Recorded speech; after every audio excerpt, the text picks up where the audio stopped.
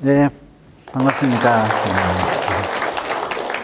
이렇게 또 부산에 또 여러 어르신들 이렇게 모시고 강의를 하게 돼서 영광으로 생각합니다.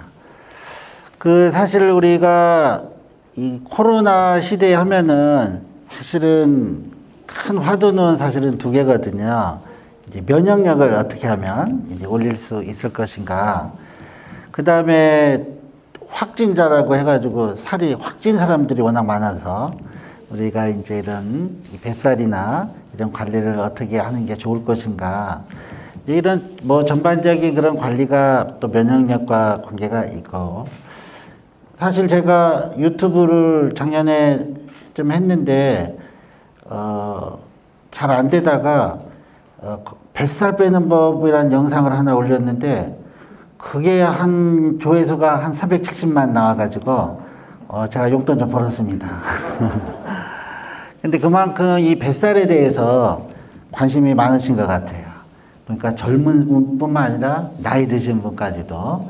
그래서 제가 이 건강하게 뱃살 관리하는 법과 더불어서 어떻게 하면 우리 또 면역력을 높일 수 있는 좋은 생활 습관, 팁 이런 걸 좀 가르쳐 드려서 우리 또 이 코로나 시대에 좋은 건강을 잘 유지할 수 있는 법을 강의를 좀 해드리도록 하겠습니다. 사실 우리가 건강하면은 제일 문제가 되는 게 이런 성인병들이 사실은 제일 큰 문제가 됩니다. 사실 제일 걱정스러운 게 이런 당뇨, 고혈압, 또 그로 인한 심장 내혈관 질환, 중풍, 또 이런 것과 관련해 가지고 치매, 사실은 이런 것들이 어떻게 보면 가장 큰 관심사이기도 하신데요. 실제로 이런 병이 많이 늘고 있어요. 실제로 제1 사망 원인은 아직도 암이 되고 있는데, 사실은 암과 거의, 그 다음에 지금은 당뇨, 고혈압, 심장 내혈관 질환 이걸 합하면은 사실은 암보다 더 큰 사망 원인이 이런 심장 내혈관 질환이거든요. 우리가 이 암 같은 경우는 또 실제로 많이 좋아지고 있어요. 암에 대한 5년 생존율이 사실은 지금 한 80% 가까이 늘어나고 있어요. 그런 이유 중에 하나는 이제 의료기술의 발달도 있지만, 여러분들이 이제 많이 건강검진들을 사실은 많이들 하시거든요. 그래서 조기 발견율이 사실은 많이 높아지고 있어요. 그래서 위암 같은 경우도 실제로 조기 위암으로만 발견되면은 거의 95% 이상 완치, 유방암도 그렇고, 자궁경부암도 그렇고, 하여튼 조기에만 발견되면 대장암 같은 경우에는 말할 것도 없고, 조기에만 발견되면 거의 완치율이 95% 이상 되기 때문에 사실은 암에 대한 그 공포는 많이 사실은 무섭긴 하지만 부지런하게만 이제 검사를 규칙적으로 하시면은 많이 발견하실 수가 있어서 한편으로는 다행인데, 근데 문제는 이런 당뇨, 고혈압 이런 병은 너무 많이 들고 있어요. 제가 이제 당뇨를 전문으로 해서 우리 80년대 제가 의과대생 공부를 할 때 당뇨병 환자가 한 100만에서 150만 명 된다 했거든요. 근데 90년대 들어오니까 한 200에서 250만이래요. 2000년대 들어오니까 300에서 350만이래요. 요즘은 450만에서 500만 명 정도 보고 있고, 2030년쯤 되면은 700만 명까지 정점을 찍을 것으로 이제 보고 있거든요. 이렇게 기하급수적으로 이런 성인병들이 느는 이유는 무엇인가? 사실은 그 기저에는 사실은 비만이에요. 이런 이제 복부 비만 때문에 사실은 늘게 되는 게 기저 원인인데, 사실은 근데 우리 인류는요, 이 비만, 살을 찌게 하는 이 비만 유전자 때문에 사실은 생존해 올 수 있었어요. 이게 없었으면 인간은 죽었어요. 왜냐하면은 우리 인류의 조상이 300만 년 전에 나온 이제 오스트랄로피테쿠스라고 보고 있어요. 이 지구의 환경은 사실은 굉장히 열악한 환경이어서 살기 좋은 지구가 아니라 45억 역사 중에 한 40억 년은 사실은 불덩이였고, 한 5억 년 전쯤부터 이 지구의 땅이 좀 식으면서 대륙이 좀 생기는데, 그때 이제 생명체가 나타났는데 한 5번의 대멸종 시기를 겪어요. 뭐 너무 추워서, 뭐 운석이 떨어져서, 어느 때는 뭐 저 북방부 이 북극까지도 울창한 산림이 이루어질 때도 있고, 그래서 거기서 막 천연가스 지금 러시아가 캐고 있는 거거든요. 어떤 때는 뭐 거의 다 얼음으로 뒤덮여 있는 시기도 있고, 이제 그런 식으로 사실은 이제 지구가 굉장히 추웠다 더웠다를 이제 반복하는데, 지금과 비슷한 우리 조상들이 이제 설치류 계통인데 오스트랄로피테쿠스 시대에 이제 태어났어요. 근데 이 우리 조상이 우리 구석기 시대라 그러거든요. 그때부터 구석기 시대는 이제 타제석기 시대라 해서 돌을 이렇게 톡톡 쪼개가지고 사용하던 이런 시기였거든요. 이 구석기 시대 때 우리 조상들이 우리 교과서에 뭐라고 써 있느냐면은 사냥을 잘했다 그랬어요. 그래서 너무 사냥을 잘해가지고 뭐 웬만한 맘모스 같은 거 우리가 다 잡아먹어가지고 뭐 멸종을 시켰다고 얘기를 해서 저도 사냥을 잘하는 줄 알았어요. 어릴 때는. 근데 제가 이렇게 의사가 돼서 이렇게 보니까 사람은요, 사냥을 하나도 못해요. 왜냐하면 지금도 우리가 돌멩이 좀 가지고 산이나 들이나 이런 데 가서 잡을 수 있는 동물은 하나도 없어요. 토끼도 못 잡고, 뭐 노루도 못 잡고, 멧돼지 같은 거 나오면은요, 도망가야 돼요. 우리가 돌로 잡을 수 있는 동물이 아니거든요. 게다가 우리 인간은 힘도 약해요. 사실 멧돼지의 천적이 호랑이거든요. 이 호랑이 같은 천적이 없어지니까 지금 멧돼지가 너무 많이 생겨가지고 막 도심까지 내려오는 거거든요. 호랑이는 그냥 멧돼지냐 큰 앞발로 목 때리고 하면은 멧돼지 바로 죽을 정도로 호랑이는 힘도 세고 또 날렵하고, 우리가 우사인 볼트가 달리기를 그렇게 잘한다고 해도 시속 40km가 채 안 돼요.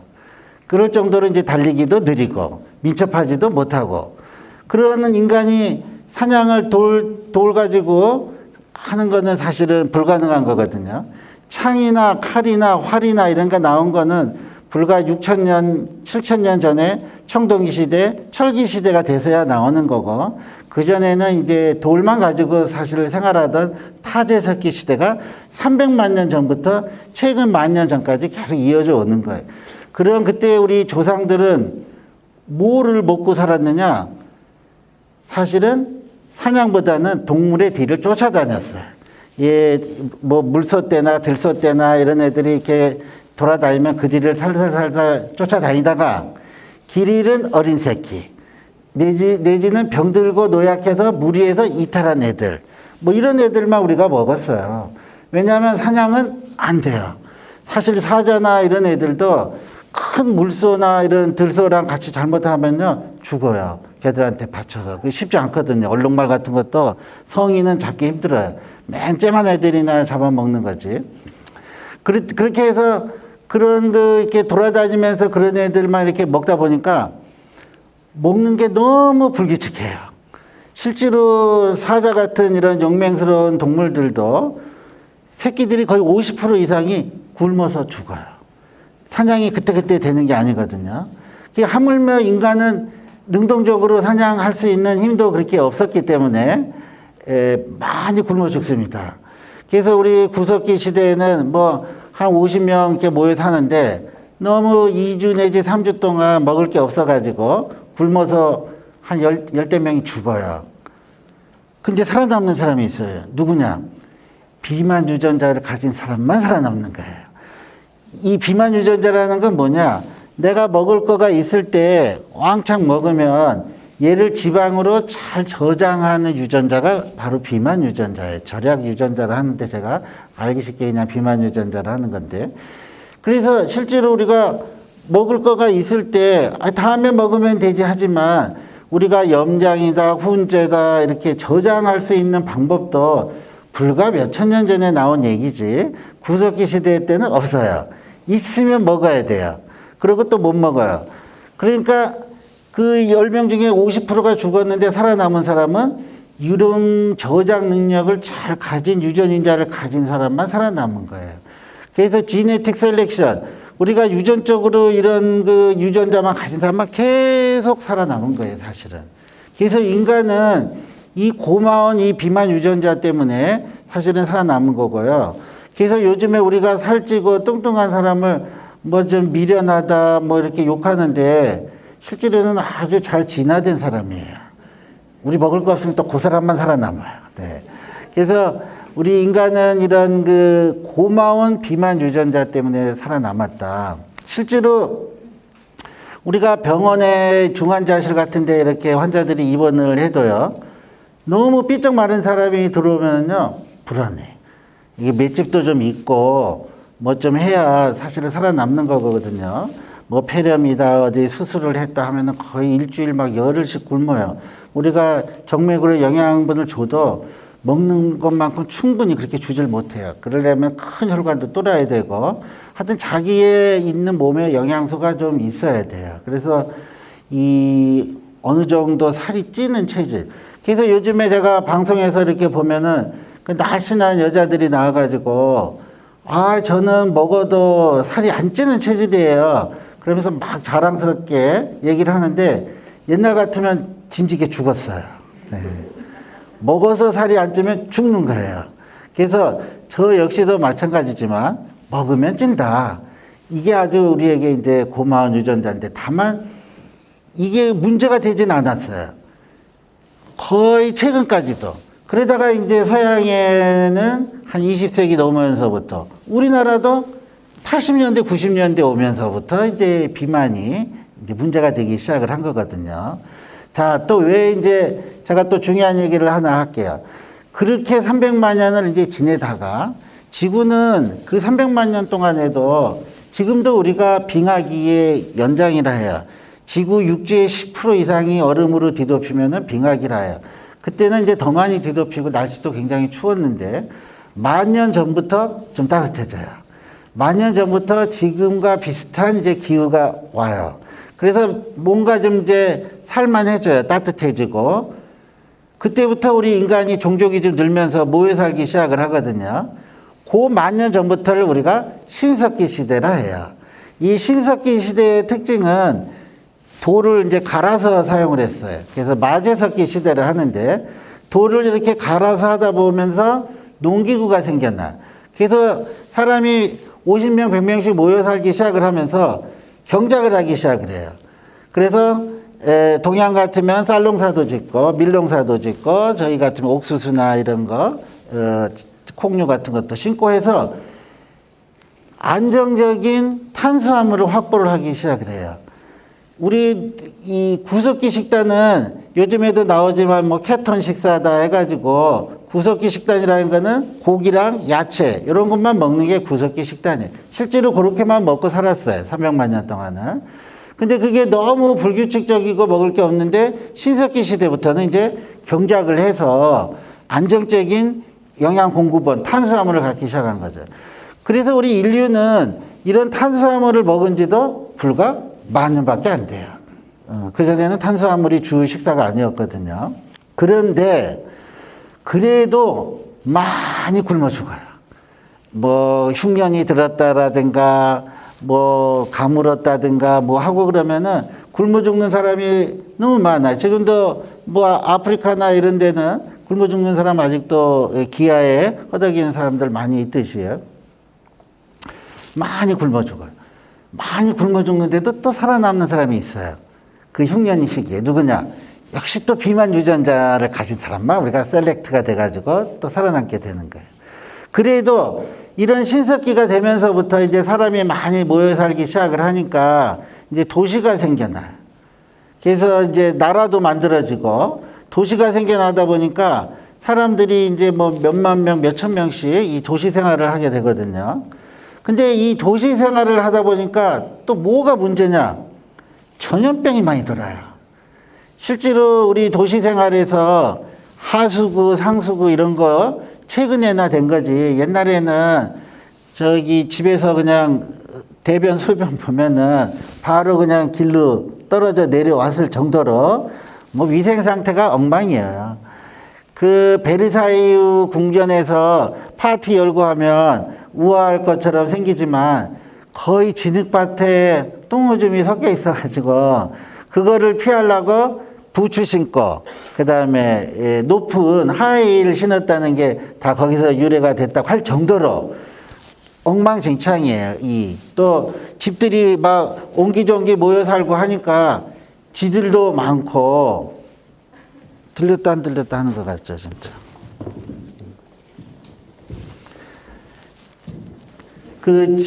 잘 되네. 지들도 많고 해서 14세기에 패스트라고 흑사병이 돌아요. 아시겠지만 이 흑사병으로 유럽 인구의 40%가 죽습니다. 흑사병이 뭔 병인지도 모르고 죽었어요. 흑사병은 사실 지금 같으면 아주 간단한 병이거든요. 지들이 돌아다니는데 거기에 붙어 있는 물벼룩이 사람을 깨물어요. 그런 그 물벼룩 안에 살고 있는 패스트라고 하는 박테리아가 우리 몸에 들어와서 항생제가 없기 때문에 폐혈증을 일으켜서 죽는 거예요. 근데 사실은 그런 박테리아가 있다는 것조차도 우리 인류는 몰라요. 우리가 박테리아라든가 이런 세균이 있구나, 이걸 알게 된 게 1850년 정도 때 현미경이 나오면서 알게 돼요. 그 당시는 그런 우리 눈에 보이는 이런 미생물들이 있는 것조차도 생각을 못하는 시기예요. 그러다 보니까 뭐 마녀 사냥을 한다든가 뭐 아예 마을 자체를 폐쇄해가지고 막 진짜 사람을 다 불태워 죽이기도 하고 이런 엄청난 일들이 사실은 벌어졌죠. 왜 죽는지도 모르고 죽었어요. 그런데 패스트가 있어도 또 살아남은 사람은 있어요. 누구냐? 역시 좀 건강한 비만 유전자를 가진 사람만 살아남아요. 사실 이 패스트 얘기를 하는데 사실은 이 의사가 하는 일이 사실은 별로 없었어요. 요즘에나 이제 의료기술이 발달이 됐지, 의사가 옛날에 해줄 수 있는 일은 그냥 무슨 병 같은데 뭐 죽을 것 같아요, 뭐 이 정도 말만 했지 거의 치료를 할 수가 없어요. 왜냐하면 항생제가 없었어요. 우리 항생제가 처음 나온 게 1935년도에 설포나마이드 계통의 항생제가 있어요. 그거 막 전쟁터에 보면 막 하얀 가루 막 뿌려요. 그게 설포나마이드인데 별로 효과가 없어요. 페니실린이 이제 제대로 된 항생제의 시초인데 그게 1943년도에 나와요. 그거 곰팡이에서 추출한 그거를 먹고 처칠이 기적적으로 이제 살아났다는 거 아니에요. 옛날에는 그래서 이렇게 팔다리에 종기 같은 거 이거 나면요 죽었어요. 종기만 나도 죽었어요. 옛날 왕들이 등창이라 그래가지고 등에 종기가 나가지고 그 때문에 죽은 왕들이 몇 명 있어요. 옛날에는 그래서 이런데 상처가 나고 해서 막 썩고 하면은요 주 치료가 뭐냐? 절단이에요. 다리 잘라내고 팔다리 얼마나 많이 절단했는지 몰라. 왜냐? 그렇지 않으면은 염증을 차단할 길이 없어요. 그래서 옛날에 이발소 같은 데가 사실은 그런 외과병원 역할을 한 거예요. 빨간불, 파란불, 이게 정맥, 동맥 꺼지라고. 거기서 웬만하면 째고, 찢고, 뭐 하고, 웬만하면 잘라버리고 이랬거든요. 또, 이 의료가, 옛날에는 이제 이런 이 위생 상태가 안 좋아가지고 제일 무서워하는 병이 뭐냐면 전염병이에요. 이 전염병이 돌면은 너무 많은 사람이 죽기 때문에 지금도 우리가 그래서 보건당국에서는 법정 관리 전염병 질환을 하고 있어요. 콜레라, 장티푸스, 이질 요런 거 한번 돌면은 수만 명씩 죽었어요. 우리가 조선시대 때랑 일제시대 때도 요 콜레라 돌아가지고 엄청 많이 죽었어요. 근데 몇 년 전인가, 3년 전인가도 뭐 남해안에 뭐 콜레라 환자가 발생을 했다 해가지고 괜히 엄한 횟집들 많이 망했는데 사실은 하나도 무서운 병이 아니에요, 콜레라는. 콜레라로 사망하는 원인은 계속 설사를 해요. 그래가지고 탈수가 돼서 죽는 거예요. 근데 요즘에 탈수가 돼서 죽는 사람은 없거든요. 왜? 병원에 오면은 수액 맞으면 되셔요. 근데 수액을 우리가 놓기 시작을 하고 수혈이라는 걸 하게 된 것도 2차 대전 때쯤부터예요. 진짜 그전에는 피 많이 흘리고 그러면은 또 설사나고 그래서 다 죽었어요, 사실은. 그 의료 기술이라는 게 이렇게 좋은 혜택을 받기 시작한 게 불과 그렇게 오래되지 않는다. 일례로 우리가 또 수술 같은 것도 요즘에 로봇 수술도 하고 뭐 감마 레이저 수술도 하고 아주 정교한 현미경으로 보는 수술까지도 다 하는데 실제로 이 수술이 잘 되려면 마취가 잘 돼야 되거든요.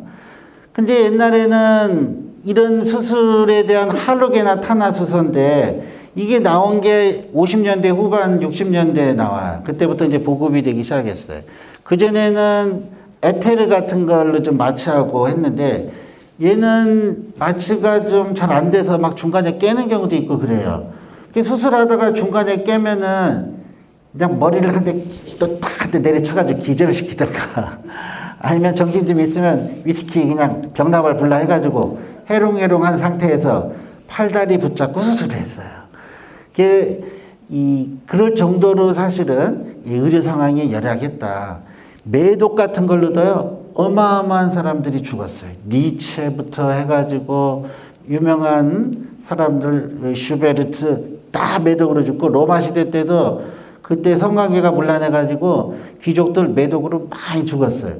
지금 매독 같은 거는 페니실린지 600만 원이 주사냐, 한 방만 넣으면 낫는 병이에요. 근데 우리가 그럴 만한 게 없기 때문에 제가 이런 얘기를 하는 이유는 많이 죽었어요. 질병이랑 이런 전염병으로. 근데 그래도 패스트가 40% 죽었고 콜레라가 특히 이런 콜레라 이런 전염병이 무서운 이유는 옛날에는 상수도 하수도 시설이 없어가지고 이게 콜레라 걸린 사람이나 장티푸스 걸린 사람이 밭일하다가 급하게 설사를 두면은 걔가 냇가로 들어와요. 그게 지하수로 들어와가지고 우리가 우물물로 먹어요.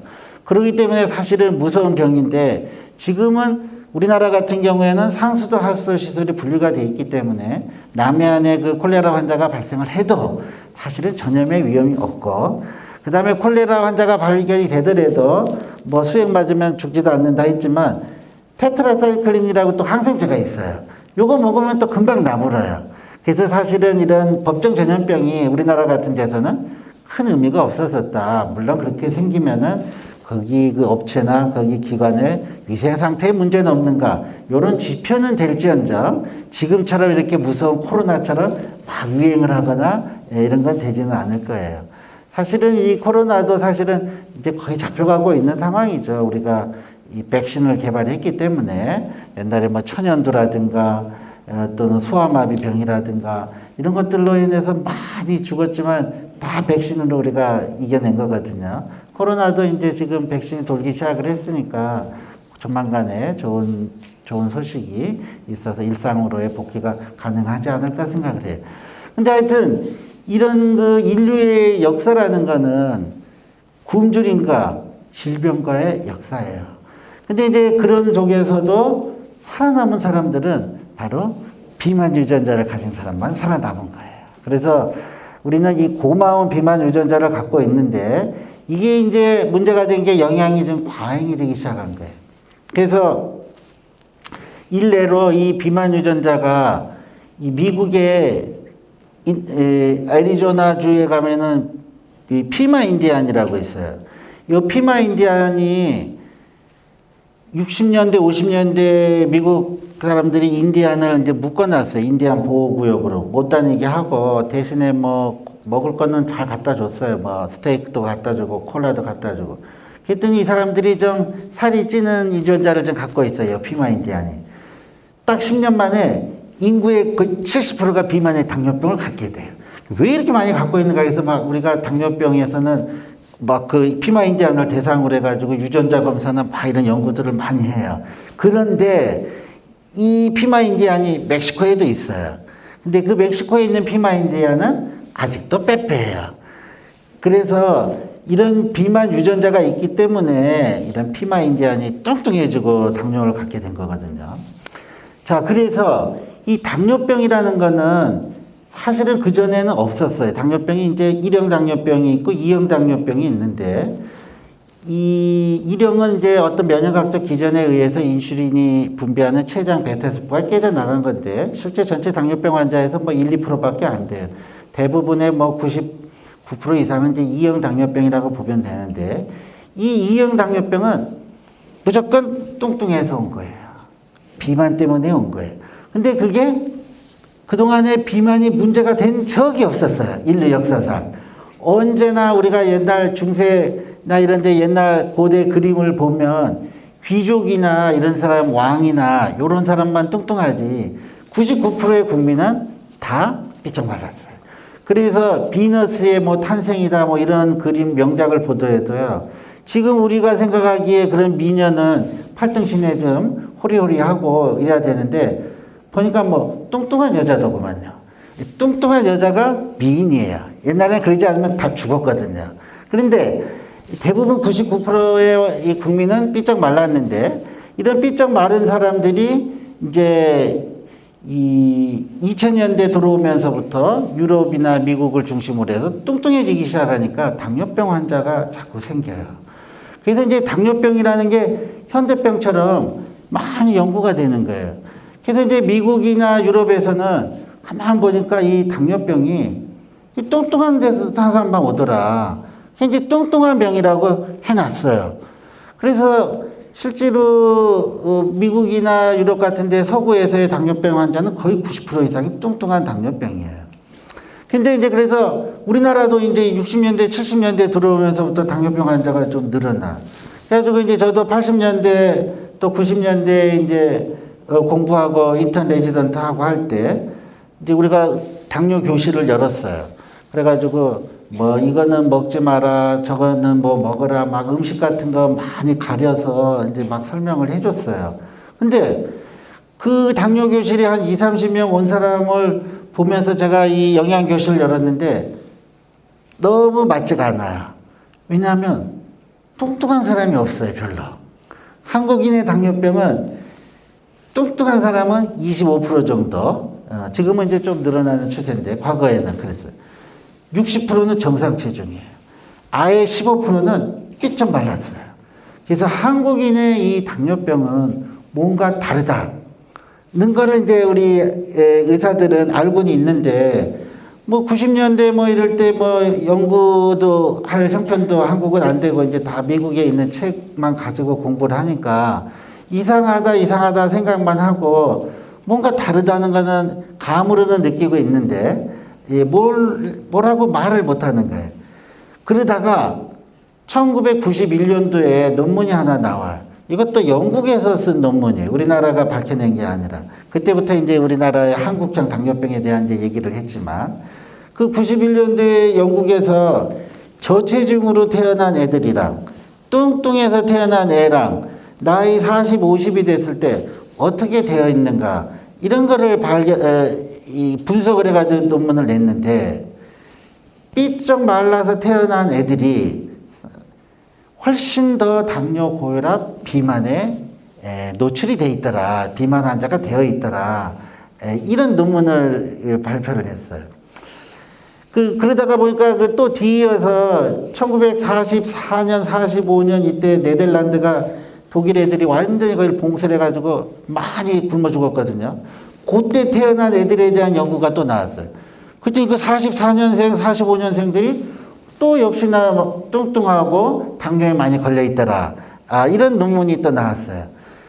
이거를 보고 우리나라에서 특히 이제 제가 있던 우리 당뇨병 연구하는 이쪽 분야에서는 저게 바로 절약 표현형 가설, 한국인의 당뇨병이 늘어나는 원인에 대한 설명을 해주고 있다. 이렇게 보는 거예요. 우리가 절약 유전자형 가설이라고 아까 얘기했지만 인류가 진화해서 살아오기 위해서 비만 유전자를 막 개발해왔던 350 지노타입, 절약해서 살게 하는 이 유전자를 개발했다는 이런 가설의 플러스 350 피노타입이라고 우리가 살아가는 이 과정에서도 뭔가 먹을 게 부족하면 우리 몸은 비만 유전자를 극대화 발현을 시키더라. 이런 이제 한국적 당뇨병에 대한 얘기를 한 거예요. 그게 뭐냐? 엄마 뱃속에서 급격한 성장 발달의 시기에 적정량의 양분의 영양분이 공급이 되지 않으면 우리 몸은 급격하게 이런 비만 유전자를 발현시키게 된다. 특히 세포 하나 수준의 이 수정란이 3.4kg의 아기가 되려는 10개월 동안은 엄청난 변화, 성장의 시기거든요. 이럴 때 엄마가 잘 못 먹고 또 뭐 입덧도 심하다든가 뭔가 외부적인 요인에 의해서 애가 삐쩍 꼬라가지고 태어났다. 얘는 뱃속에서 이게 세상이 녹록지 않기 때문에 영양분을 그냥 잘 축적하는 체질로 변화가 돼야 되겠구나 해서 태어나는 거예요. 그래서 옛날에도 막 2점 몇 킬로로 태어나서 죽을 둥 말 둥 한다 하는데 나중에 커서 보니까 막 더 뚱뚱해지는 사람 많아요. 그런 이 비만 체질로의 유전자를 갖게 된 거예요. 추가적으로. 두 번째가 언제냐? 태어나가지고 돌이 될 때까지. 요 12개월 때 또 애가 엄청 커요.